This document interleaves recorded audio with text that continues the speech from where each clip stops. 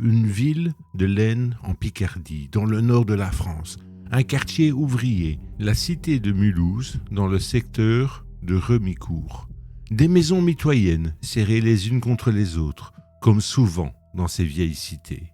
À l'été 1985, un jeune couple s'y installe, Lucie et Jean-Marc Belmer.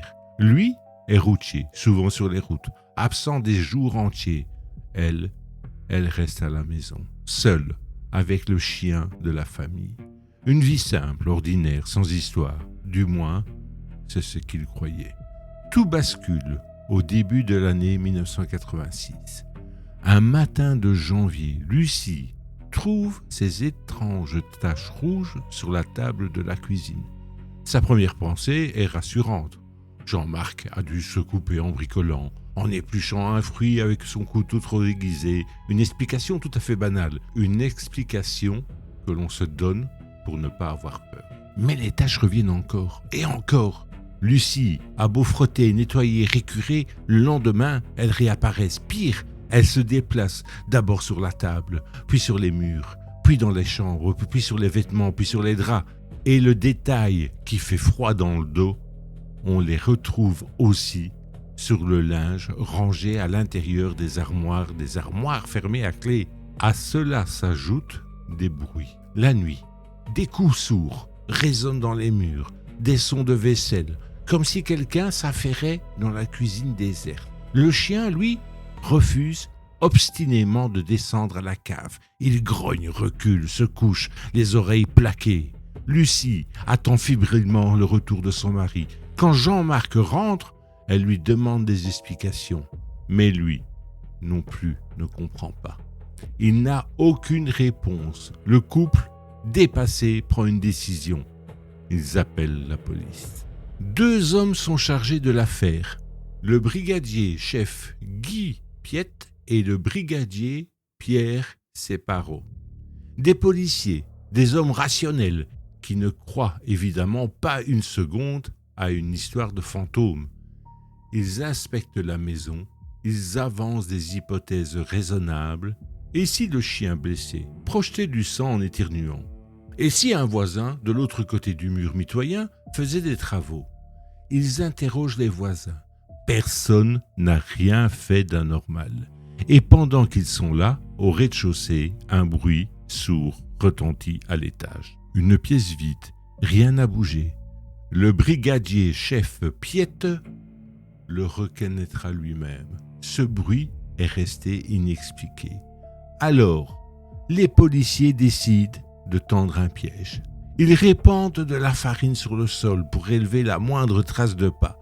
Ils ferment la maison, la bouclent et s'en vont. Le lendemain matin, ils reviennent. La maison est toujours close, la farine parfaitement intacte, aucune empreinte, personne n'est entré. Et pourtant, des nouvelles taches rouges sont apparues sur le mur. Cette fois, ils prélèvent le liquide et l'envoient au laboratoire. Les résultats tombent. Selon le biologiste Jacques Chancet, il s'agit bien du sang humain. Pas de peinture, pas de rouille, pas de champignons, mais du sang. Alors, que s'est-il vraiment passé dans cette maison? Avec le temps, l'histoire a enflé.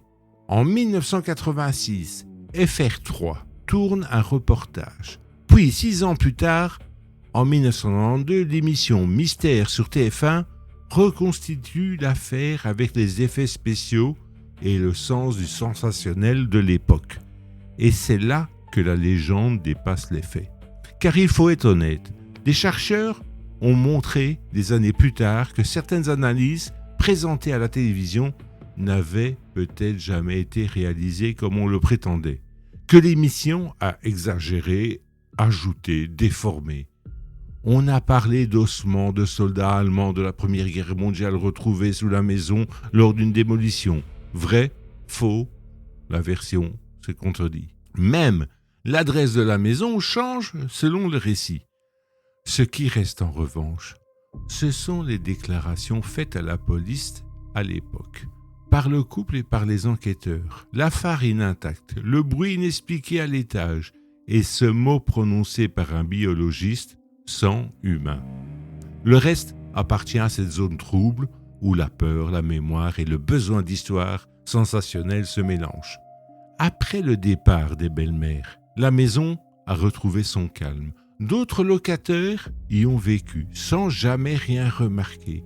Le couple, lui, a fini malheureusement par divorcer. Lucie a même changé de nom pour fuir cette histoire qui la poursuivait.